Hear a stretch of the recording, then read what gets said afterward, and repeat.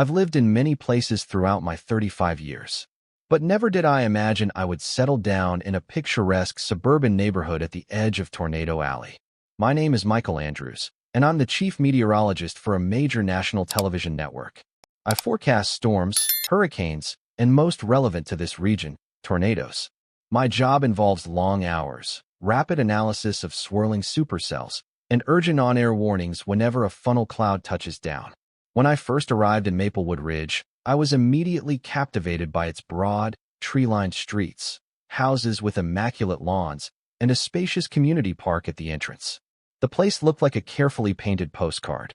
It was also governed by the Maplewood Ridge Homeowners Association, an organization that boasted about its dedication to protecting property values and upholding the serene charm of the neighborhood. I didn't think much of it, since most suburban communities these days have something similar. On the day the moving truck unloaded the last of my belongings, a woman in her mid-50s approached me with a meticulously typed list of recommended guidelines for my new home. Her real name was Susan Barnett, but everyone jokingly referred to her as Karen. She was short, had precisely curled blonde hair, and wore an expression that screamed disapproval before I had even said hello. "Welcome to Maplewood Ridge," she said in a polite, yet overly firm tone. "I'm the neighborhood liaison. You must be Mr. Andrews. Here are some essential reminders." She handed me a packet of papers thick enough to rival a graduate thesis. "Oh, thank you," I replied, slightly astonished by the size of the document. "I appreciate the help." Her eyes flicked to the moving truck. "Just so you know, we have quiet hours here from 8 p.m. to 8 a.m. exactly. We ask that trucks, vans, or any other noise-causing vehicles respect that." I managed a thin smile. "Of course. Should be easy enough. I don't plan on making much noise." She nodded curtly, then gestured at a small pine tree in my front yard. "I also wanted to let you know that if you decide to trim or remove that tree, you'll need to submit an official request to the board. We have a standard form. Remember, you must have approval before performing any modifications to your property's exterior." I glanced at the tree. It looked healthy, so I had no intention of touching it. But I gave a polite nod, letting her know I understood. "Certainly. Thanks for letting me know." Before leaving, she added, "By the way, every year we have mandatory yard inspections to maintain the aesthetic standards of Maplewood Ridge. This place prides itself on uniform beauty." And with that, Karen walked off with an air of self-importance that left me both amused and slightly uneasy.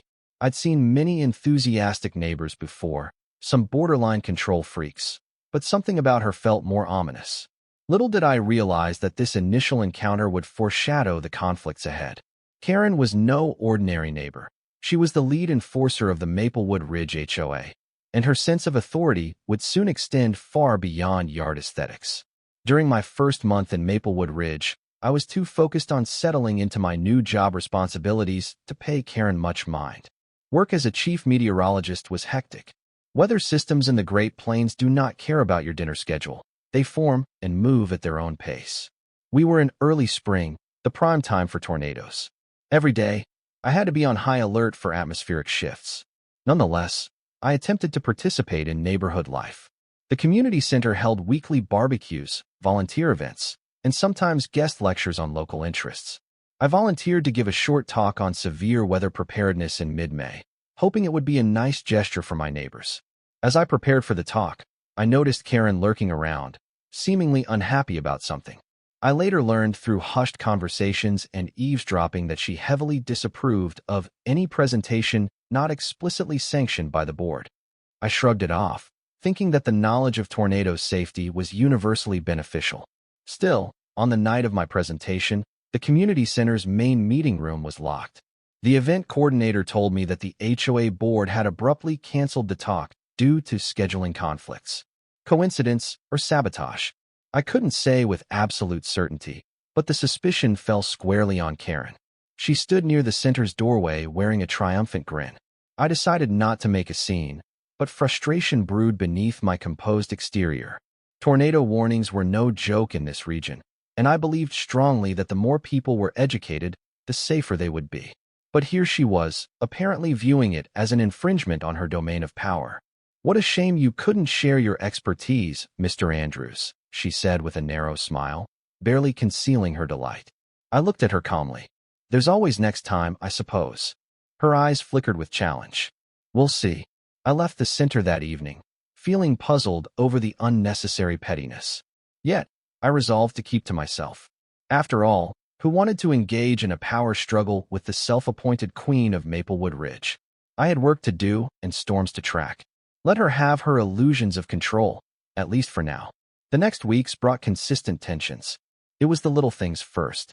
A note was slipped under my door stating that my exterior light was the wrong wattage.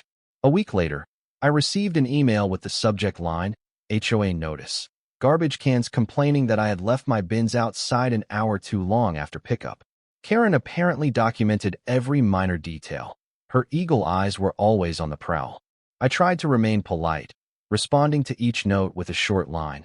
Understood, will address promptly. But the constant surveillance began to feel oppressive. Talking to my other neighbors revealed I wasn't alone. Many people had been at the receiving end of Karen's criticisms. I quickly learned of her habit of patrolling the streets in her silver SUV, scanning for any infraction. She would snap photos as evidence and forward them to the HOA. One neighbor confided in me. Susan Barnett, Karen, as we call her, once measured the height of my grass with a ruler. She threatened a fine because it exceeded the approved height by half an inch. I laughed in disbelief, though I realized from her expression that this was no joke. Over time, my frustration grew. I could tolerate strict rules to preserve the neighborhood's appearance, but it was the manner in which Karen enforced them, aggressive, demeaning, and often without cause, that made it so intolerable. Given my public position and concern for community well-being, I decided to remain amicable, hoping that eventually, Karen would lose interest in me. After all, I wasn't outwardly breaking any major rules, and I tried to comply with the minor ones. But fate had other plans. My role as a meteorologist and her unstoppable meddling were about to collide in a catastrophic way. It was a Thursday evening when I received a last-minute assignment to cover a potential tornadic supercell forming about 80 miles west of Maplewood Ridge. My producer, Linda, called me. Mike, can you get to the station in the next hour? We have some real action forming. The models are showing major rotation. Sure, I'm on it, I replied. I hurried into my front yard, wearing my typical business casual attire. Just as I was about to open my car door, Karen materialized beside me as though she had been lying in wait. She tapped her watch with a manicured finger. It's 7:55 p.m., she informed me, her tone severe. We have quiet hours at 8 p.m. You should respect that if you plan on starting the car or... I stared at her, baffled. I need to go to work. A severe storm is developing. She crossed her arms, adopting an air of self-righteous indignation. Work or not, rules are rules. Maplewood Ridge prides itself on a quiet environment after 8. My frustration burned at the edges of my patience, but I kept my voice level. A car engine isn't going to disturb the entire neighborhood. I'm sorry if it inconveniences you. Karen narrowed her eyes. Mr. Andrews, it has come to our attention that you frequently leave at odd hours due to your job. If this becomes a pattern, the HOA might have to implement restrictions to keep the peace. Are you threatening me? It's not a threat, she said, sniffing indignantly. Just a reminder. I felt a surge of anger, but I had no time to argue further. I had a potentially life-threatening storm to cover, and my broadcast could help save lives. Without another word, I got into my car and drove away, ignoring Karen's disapproving glare in my rearview mirror. On my way, I replayed the moment in my head, amazed at the lengths to which she would go to enforce her narrow interpretation of peace and quiet. If only she realized that the real threat to quiet nights was the storm that might spawn tornadoes. But in her world, the rules of Maplewood Ridge overshadowed everything else. Despite the mounting friction, I continued to attempt neighborly outreach. Seeing that my first presentation on tornado preparedness had been canceled, I decided to organize a new, publicly accessible event at the local library, separate from the HOA's oversight. I gave it the grandiose title, Stay Safe in Tornado Alley, a practical symposium with Chief Meteorologist Michael Andrews. Flyers went out around town. I posted an announcement on the community's online message board, bypassing the HOA-run website. Within a week, I received dozens of RSVPs from concerned citizens who recognized the potential danger of the upcoming storm season. We were heading into May, after all, which historically sees some of the region's largest tornadoes. Karen responded to my post with a snide comment. This event is not officially endorsed by the Maplewood Ridge HOA board. Attendance is at your own discretion. I was mildly amused. Endorsed or not, I believe people had the right to stay informed. The library event turned out to be a modest success. About 50 local residents came. I spoke for an hour and a half about identifying tornado warning signs, the difference between a watch and a warning, and how to create an emergency kit. I also emphasized the importance of local sirens, the ear-splitting blast that alerted residents to immediately seek shelter. Some in the audience asked, "What if the sirens don't go off?" The local sirens are typically operated by county emergency management, I explained. They're tied to official National Weather Service warnings. It's very rare for them to fail. However, if you ever suspect an approaching tornado, pay attention to local radio, TV, and your weather apps too. The sirens are just one layer of warning. Little did I know how ominously relevant that discussion would become. Karen did not attend the symposium, of course, but word of it spread through Maplewood Ridge. People thanked me in grocery store aisles, praising the clarity of my advice. I thought that maybe the success of the event would quell Karen's hostility, but I was wrong. If anything, it pushed her into an even more extreme stance against me, one that would manifest in the most alarming way. One warm afternoon in late May, I was finishing up yard work when my neighbor, Paula, hurried across the street with an urgent expression. "Mike," she whispered, looking over her shoulder to ensure Karen wasn't lurking. "There's an unscheduled HOA board meeting tonight. I heard them mention your name. Something about new restrictions." I frowned, wiping sweat off my brow. "They're meeting about me specifically?" Paula nodded.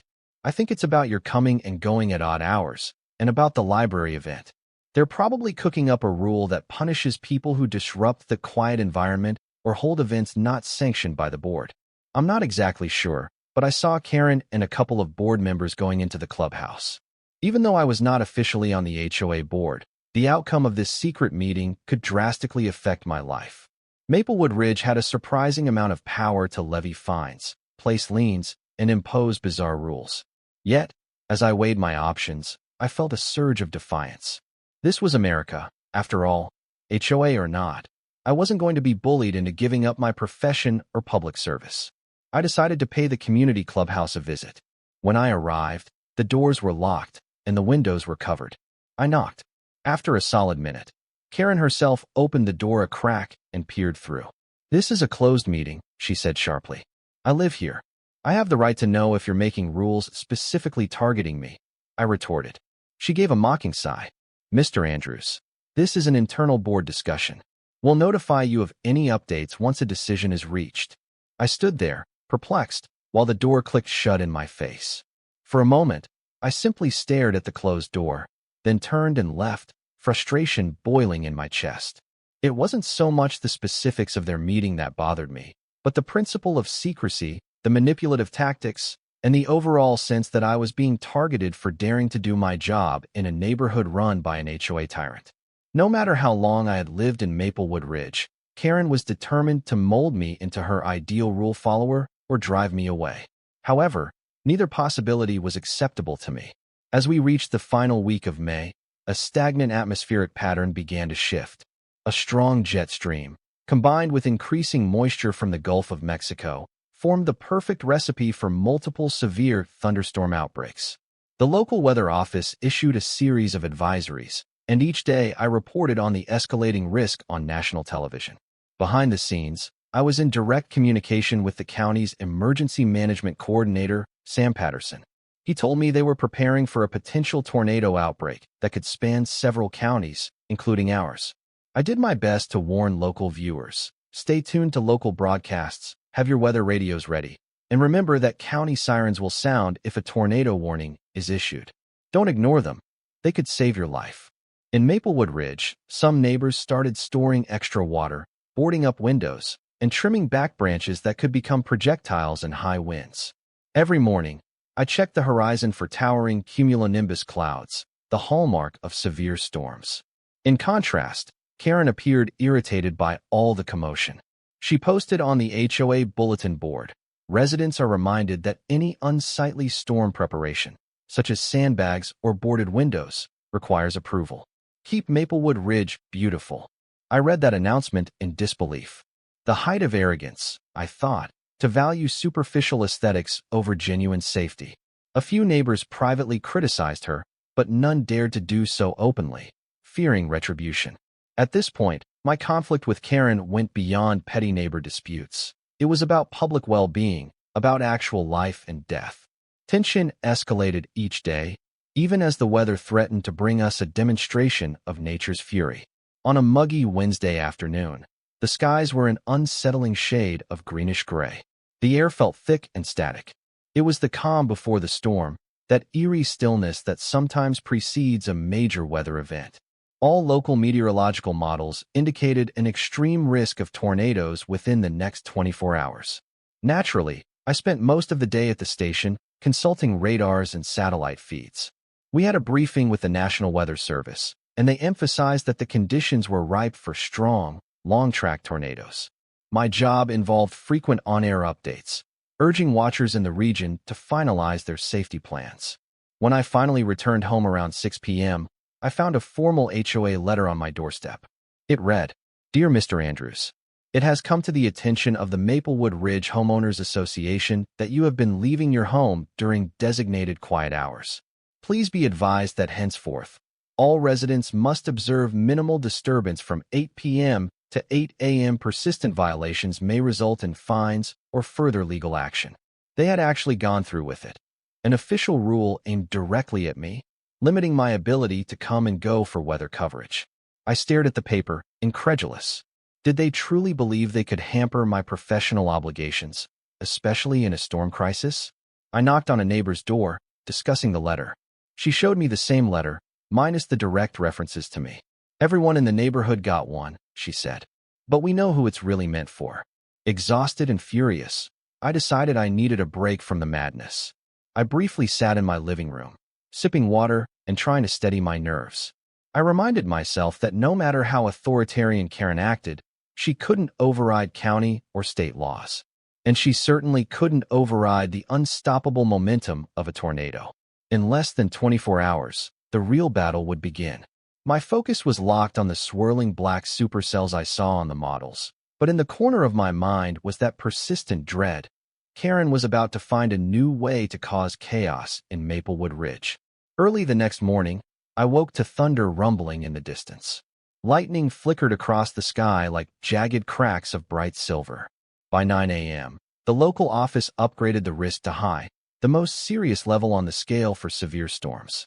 Throughout the day, waves of thunderstorms marched across the plains, unleashing hail, torrential rain, and strong winds.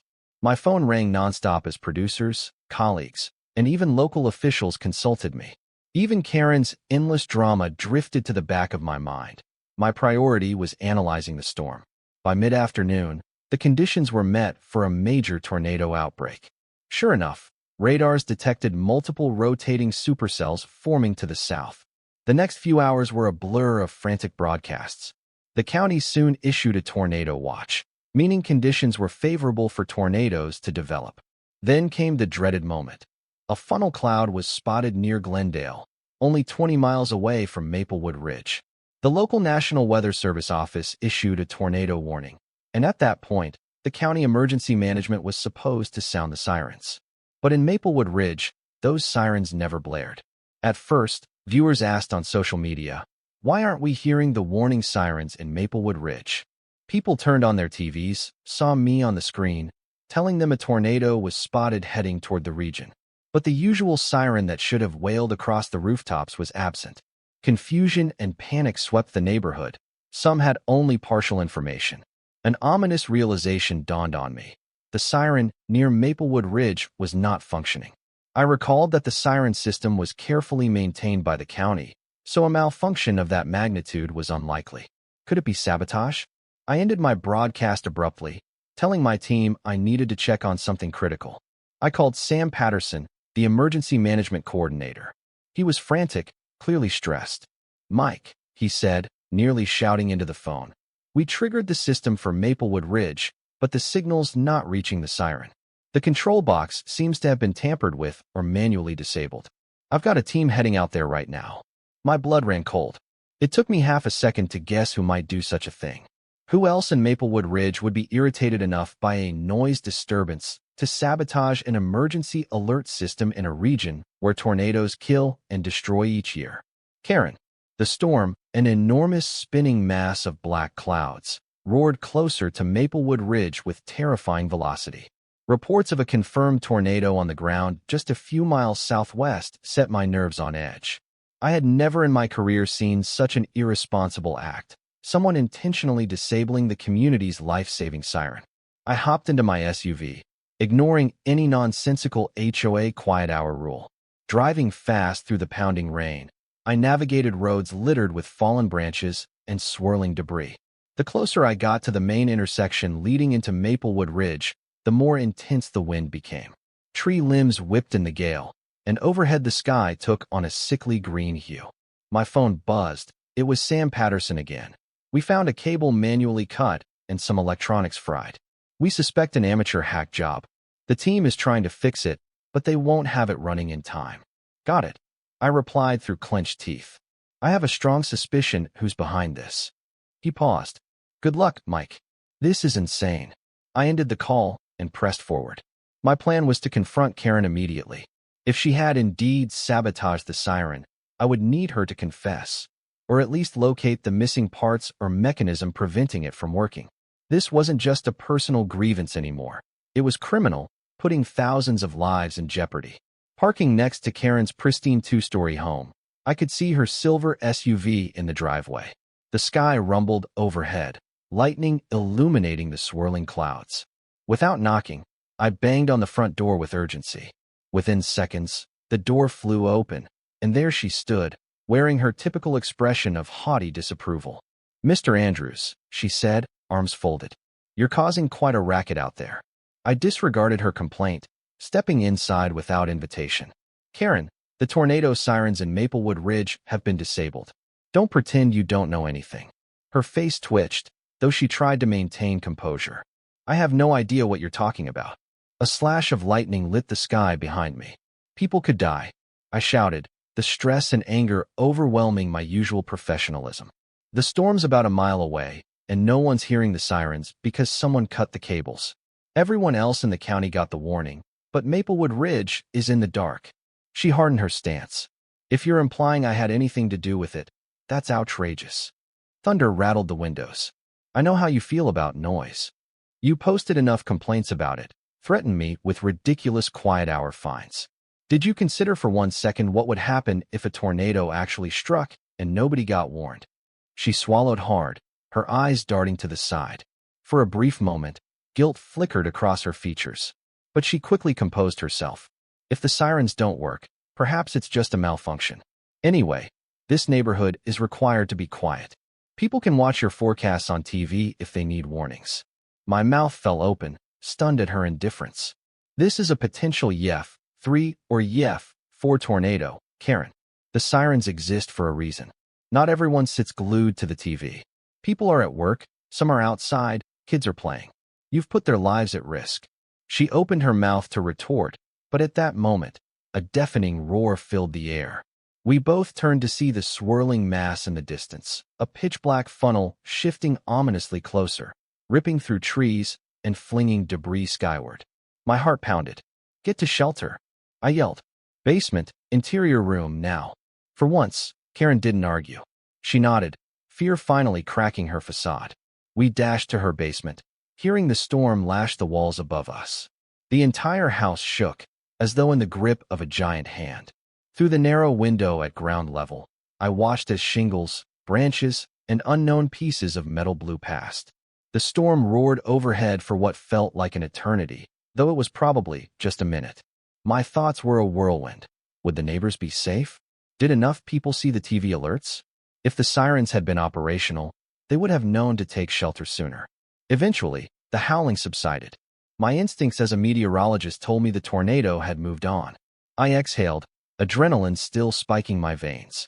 We climbed the basement stairs, and Karen's once pristine living room was in disarray, windows shattered by the wind. Through the gaping hole in the wall, I saw a scene of devastation. As I stood there, gazing at the destruction, a steely resolve washed over me. Karen was going to be held accountable if her sabotage was confirmed. This was beyond an HOA violation. This was a crime endangering human lives. Stepping outside, I surveyed the broken landscape. The tornado had left a path of splintered fences, uprooted trees, and damaged rooftops. But thankfully, while the damage was serious, it appeared that most structures were still standing. Maplewood Ridge had been on the edge of the funnel's track, sparing us from the worst. Amid the chaos, I heard sirens in the distance, fire trucks, ambulances, and police squads moving in to assess injuries and property damage. Neighbors emerged from their homes, faces pale with shock. Some offered help to the wounded, others began clearing fallen branches. I found Sam Patterson amidst a group of rescue workers near the newly repaired siren pole. The repair team had arrived too late to warn Maplewood Ridge, but they were there to secure the system for any subsequent storm. Sam spotted me and pointed to the broken cables. "Confirmed sabotage," he muttered grimly. The cables were cut with wire snips, and the panel was fried with some improvised tool. No sign of forced entry, though. Seems like it was done by someone with a key or knowledge of the locked access point. A wave of anger jolted me. That detail further implicated Karen or someone close to her within the HOA. I locked eyes with Sam and said, "We need to call the police." "You better believe they're involved," he said, gesturing to a police officer collecting evidence. "Tampering with emergency warning equipment is a felony. Doesn't matter if a tornado hit or not. This is serious business." A few minutes later, 2 officers approached me to ask if I had any idea who might be responsible. I hesitated, scanning the battered street. Part of me dreaded the notion of sending a neighbor, no matter how awful, to possible prison. But my moral compass was firm. Many lives could have been lost today because of one person's selfish, arrogant disregard. I sighed. I can't prove it, but I strongly suspect Susan Barnett, known in the neighborhood as Karen. She's the HOA board leader, extremely vocal about hating noises like sirens. We've had repeated conflicts. She even threatened me for leaving home at night when I have to broadcast urgent weather updates. One of the officers nodded, jotting down notes. "We'll talk to her. We'll also check for fingerprints or any video from security cameras around the area." Having done what I could, I started helping the rescue workers, calling out to neighbors, ensuring everyone was accounted for. For the rest of that day, I alternated between comforter, meteorologist, and concerned resident. The sense of community soared amid the ruins. Neighbors helped neighbors, picking up debris and offering food or shelter to those who needed it. Yet over everything loomed the question, what would happen to Karen once the truth came out? 2 days later, Maplewood Ridge was still patching up. The storm had moved on, leaving behind twisted fences, broken windows, and battered roofs. Miraculously, there were no fatalities. Only minor injuries had been reported, largely because many residents had seen my broadcasts in time to seek shelter. Still, the siren fiasco could have ended much worse. The police investigation moved swiftly, bolstered by evidence from multiple sources. A neighbor's security camera had captured Karen's silver SUV parked near the siren control box late the previous night. Another camera showed her carrying something that looked like bolt cutters or wire snips. When confronted with the evidence, Karen tried to feign innocence, but the weight of the proof was undeniable. Finally, in a moment of exasperation, she broke down and admitted her guilt. According to the officer I spoke with, her confession was full of self-justifications. She hated the noise, the sirens were too loud, and Maplewood Ridge had quiet hours to maintain. She never intended to harm anyone, she claimed. She just wanted to ensure a peaceful neighborhood ambience. I heard about the confession from Sam, who summarized. She basically said she didn't believe the tornado would actually come so close. She assumed it was a typical overblown forecast. The nerve, right? I shook my head, partly in disbelief, partly in resignation. A wave of relief swept through me, knowing there would be formal charges and that a sense of justice might prevail. Yet my heart was heavy with the knowledge of how dangerously misguided she had been. A meltdown like that, disabling emergency equipment, went far beyond petty HOA tyranny.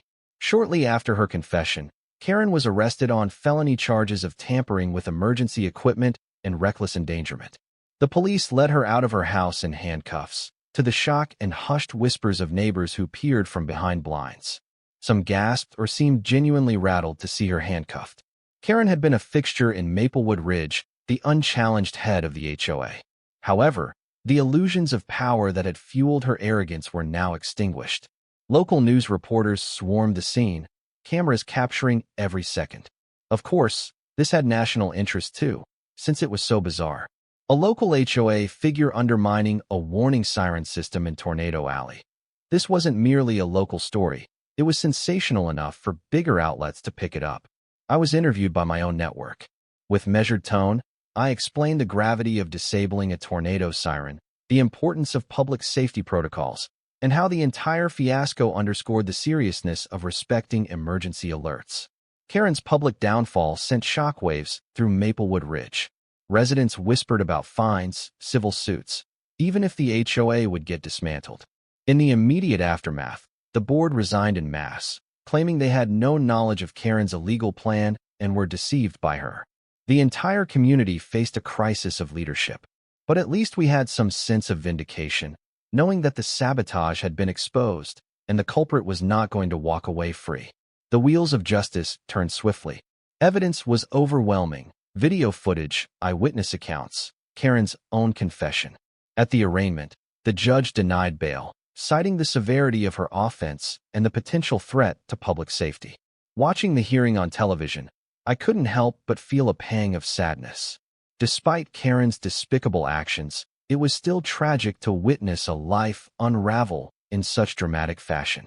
Within weeks, the district attorney pressed multiple charges, including felony destruction of public property and reckless endangerment. Under normal circumstances, someone like Karen might have negotiated a plea deal. But the entire county was enraged over her sabotage, and the local government wanted to make an example of anyone who dared tamper with emergency systems. The night the siren was disabled could have seen numerous casualties if the tornado's path had shifted a few blocks. Meanwhile, civil lawsuits piled up, filed by residents demanding compensation for emotional distress, the potential risk to their families, and property losses that might have been mitigated had they received a timely warning. Everything Karen had once prided herself on, her home, her position of influence, even her finances, was now in peril. As the story took on national visibility, several news segments ran with sensational headlines. HOA enforcer disables tornado sirens, endangers neighborhood, and Tornado Alley scare. How one HOA Karen nearly doomed a community. My position as a chief meteorologist for a major TV network propelled me into the media spotlight. Anchors asked me to describe the day's events in detail. I reiterated how sabotage of any warning system in a region prone to natural disasters was beyond reckless. It was abhorrent. Satellite trucks showed up around Maplewood Ridge, broadcasting live while panning cameras across the damaged houses. Neighbors who rarely sought the limelight suddenly found themselves giving interviews, voicing shock and dismay that someone they had known for years, someone who was supposed to keep the neighborhood safe and organized, would commit such a crime. "You never expect it in your own community," said one elderly neighbor, her voice trembling on the air. "We've all had run-ins with her over petty issues, but nothing like this." The story stirred debates about the power of HOAs, the lengths they can go to enforce rules, and the potential dangers of letting individuals like Karen manipulate systems meant for the public good. The Maplewood Ridge HOA, once feared for its rigid rule enforcement, swiftly crumbled without Karen's leadership. A special meeting was convened with the remaining board members, and nearly the entire community showed up demanding accountability. The tension in the room was palpable. Attendees denounced the old regime's tactics of intimidation and overreach.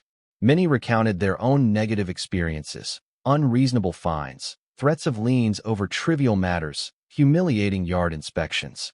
"None of you tried to stop her," one neighbor yelled at the board members. "You knew what she was like, and you still followed her commands." A shaken board member, eyes brimming with regret, tried to respond. "We had no idea she would ever go this far. She operated alone on many things. We're as shocked as you." The community's patience was thin. A vote was held to dissolve the existing board entirely and appoint an interim committee to handle any urgent matters until they could re-establish a newly structured association with more transparent rules. In that single stormy meeting, Maplewood Ridge's culture changed. The fear-based system collapsed, replaced by a united resolve. Never again would one individual wield such unchecked authority in the name of protecting property values. Over the ensuing weeks, the hum of reconstruction filled the neighborhood.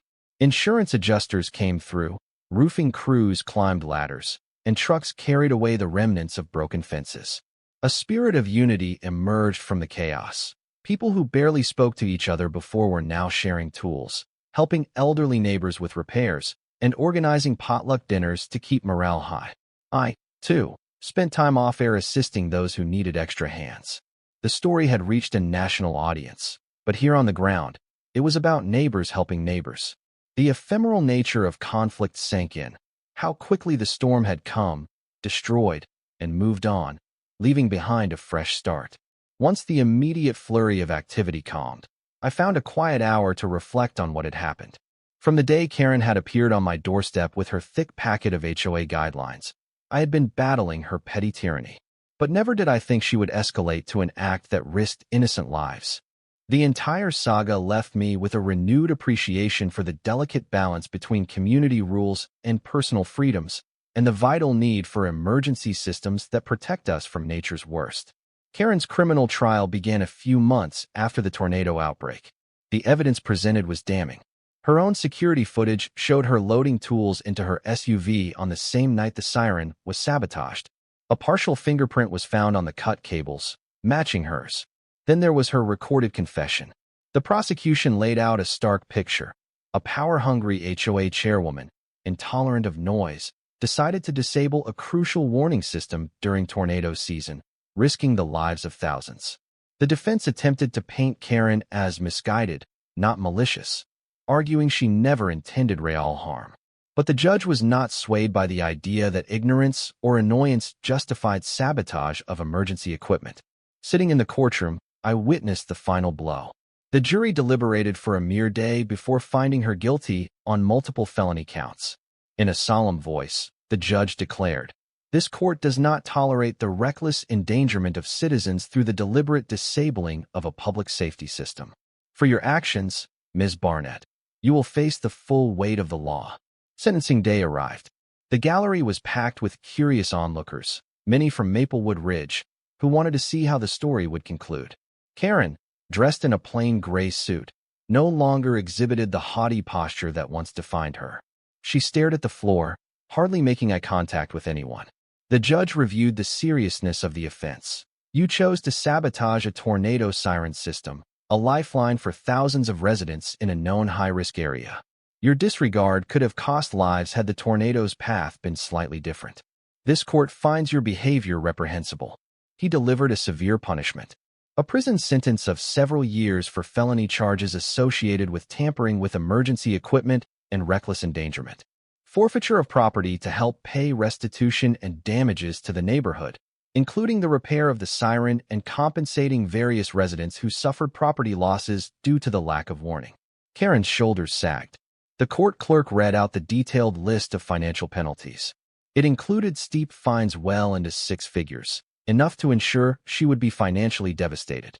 When she was led away in handcuffs, some Maplewood Ridge neighbors looked on with a mixture of relief, pity, and satisfaction. No cheers, no applause, just a grim realization that she had forged this fate with her own misguided actions. In the aftermath of the trial, Maplewood Ridge underwent a complete transformation. The newly formed HOA committee drew up revised bylaws focusing on transparency and fairness, ensuring future boards would not become hotbeds of power abuse. They also established a neighborhood emergency preparedness team, working closely with the county. Now, not only was the siren repaired, but additional measures were in place, like text alerts and a community weather app. For my part, I continued my career as a meteorologist, using the Maplewood Ridge incident as a cautionary tale whenever I gave talks about the importance of emergency alert systems. On air, I reminded the public, sirens may be loud, they may be inconvenient, but they serve a critical function. Never ignore them, and never imagine that disabling them is anything but a serious crime. Neighbors who once feared speaking up began to converse openly about improvements. Volunteers organized block parties and safety drills, forging a spirit of cooperation.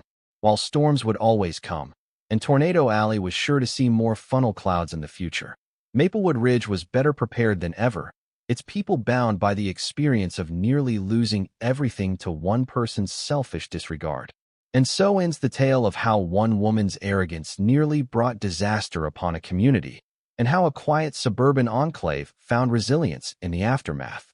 Karen, whose real name is Susan Barnett, sat behind bars, her home confiscated, her finances drained by legal restitution. She became something of an urban legend, a grim warning about the dangers of letting petty authority go unchecked. As for me, Michael Andrews, Chief Meteorologist, I still live in Maplewood Ridge, in my cozy house beneath the tall pine tree Karen once insisted I get board approval to trim. The storms pass through every season, testing the land and its people. But we stand ready now, with a renewed respect for warnings, a sense of community, and an abiding lesson that vigilance and compassion should always triumph over fear, pride, and the desire to dominate others. Whenever I hear the tornado sirens wail in the distance, those loud, urgent blasts echoing across the fields, I recall the time they were nearly silenced by one person's folly. And I remember how easily tragedy could have struck if not for timely broadcasts and a bit of luck with the storm's path. Above all, I remember how the crisis brought Maplewood Ridge together in a profound way. In that sense, Karen's self-destructive hubris acted like a storm itself, tearing apart the old order and forcing everyone to rebuild stronger foundations. Now, even as thunderheads roll across the plains, Maplewood Ridge faces the weather without fear, alert, prepared, and unified.